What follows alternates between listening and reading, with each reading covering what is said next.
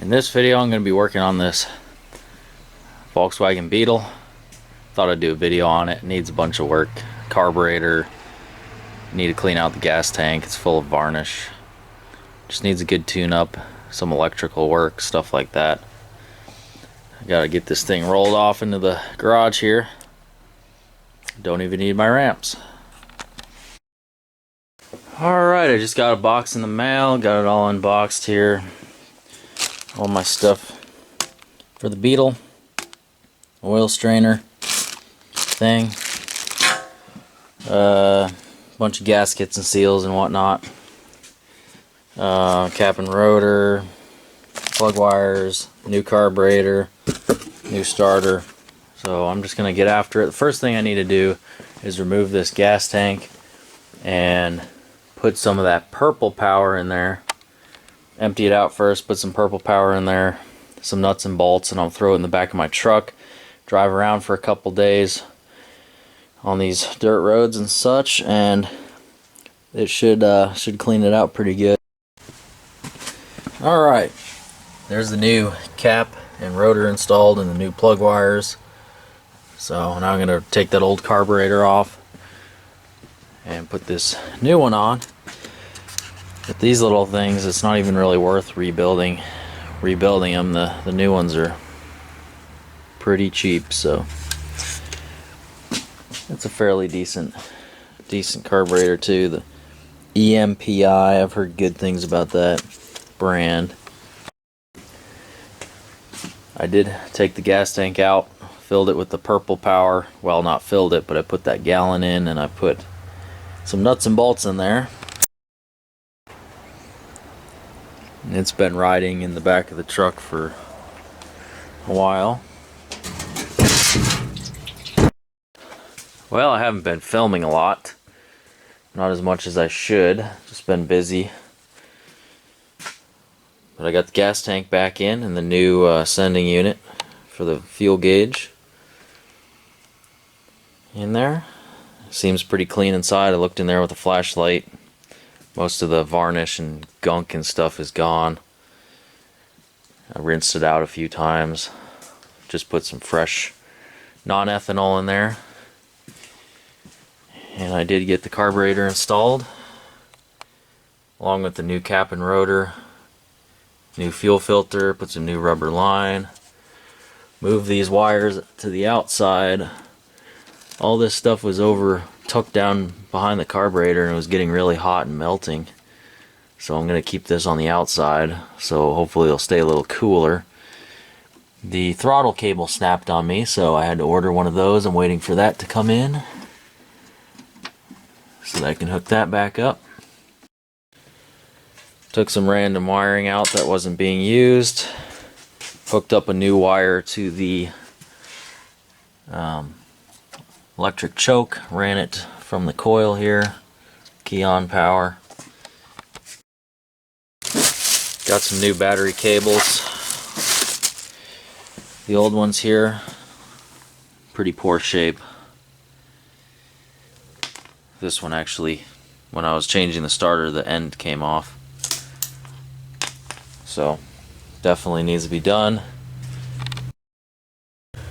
I'm going to run a ground wire from the taillight buckets here to the body of the car to hopefully fix some grounding issues. Sometimes the lights don't work, or one light doesn't work, and then it's kind of on and off, hit or miss. So hopefully that'll fix a lot of the lighting issues back here, because this gets grounded off of the screws that go into the body, and I don't think it's really a good connection there, a good contact for the ground. I'm gonna do an oil change as well, some fresh 15W40 diesel oil. I put that stuff in everything old. Works good. It's got zinc in it.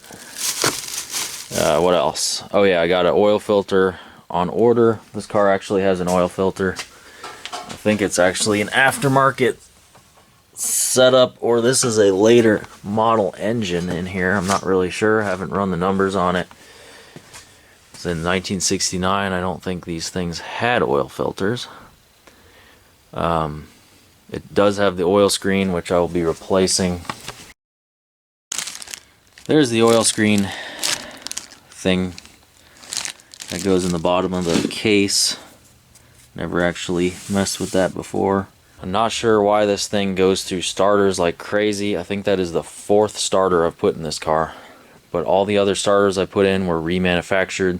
This time I put a brand new one in there. We'll see how long that one lasts, and if that one burns up, then there's definitely a problem. I really don't know what is going on. I've never seen this happen before. This has happened to all the previous starters I put in. This is the old one I just took out. It's not even that old, like maybe not even a year old. It's completely locked up, completely seized.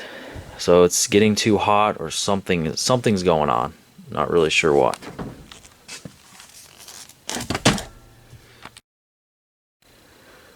When I put the gas tank in, I also put a new rubber line under that as well. So all the rubber is new now. It was in pretty rough shape, and when a rubber hose is getting old, you definitely want to replace it. That's why cars go up in flames. It's because you know, gas fire or a faulty wiring issue. And you know, if you drive a classic car, always carry a fire extinguisher. Alright, got the battery cables all done. And this side I haven't hooked up yet. I'm still working on the car. But I'm about to hook it up and see if the starter works and everything. Got everything zip tied up nice. Huge improvement over the old janky battery terminal cables and all that. So that should work a lot better too. Alright, so I got the new throttle cable on. That was kind of a chore, fishing it through the tube to get it all the way back here, but I got it. That's working again. I'm going to hook the battery cables up, the new battery cables up, and I am going to see if this thing runs. Hopefully it does. And then I can kind of adjust the carburetor a little bit, get the idle good. It should probably run pretty good right out of the box. It's a pretty simple carburetor, but that's that.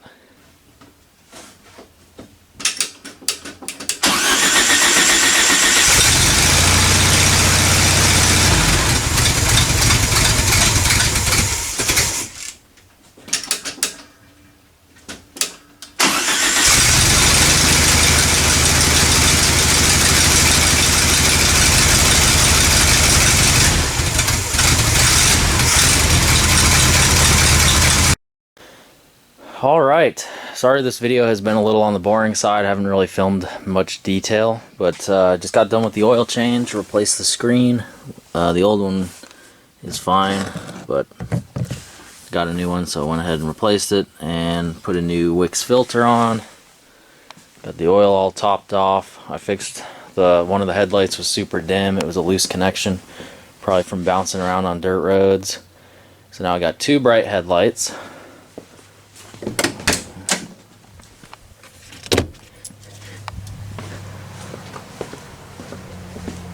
Oh,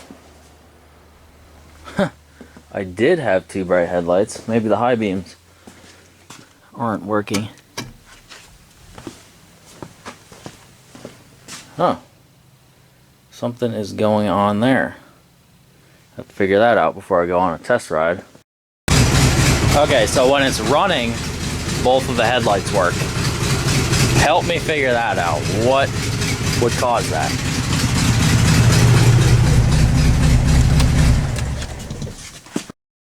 I'm gonna drive this to work in the morning, but I should probably take it for a little test drive first to make sure it's gonna be okay, so I'm not on the way to work when something happens. I replaced all the shift bushings in this thing and it's still pretty funky to try to get into gear. Seems pretty good, other than the sloppy shifter and the non-working low beam headlight. Maybe the bulb's bad, but it was working. Like last time I checked it, the yesterday, so I don't know what the deal is. It feels like I got all 30 horsepower, so that's good. Sounds good. Doesn't miss a beat. The old cap and rotor was pretty worn, so that probably plays a big part how it's running now, and of course the new carburetor and all that. I think it's pretty well dialed in. I even went to adjust the valves, but they were good, so I didn't mess with them. All right, 50 miles per hour, almost 55. It's running really good. It's still not idling quite right. I don't think the choke is working properly. I think I have the choke hooked up to constant power or something, because it won't set the choke when it's cold, but I'll figure it out. Well, I got it here at the car wash. It's running really good. Just gonna get it cleaned up.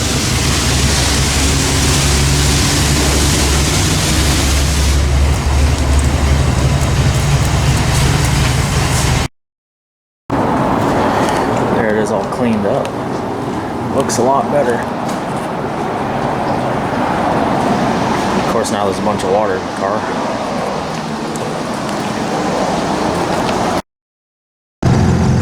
Alright guys, I'm gonna call it a win. This thing runs really good. I feel like a clown in a clown car. The brakes are not very good, even with the disc brakes in the front. It's still really sketchy. You gotta give yourself room to stop. It's definitely an interesting experience. Anyway, I will see you guys in the next video. I hope you found this somewhat entertaining, and stay tuned for more random stuff that I do. See ya.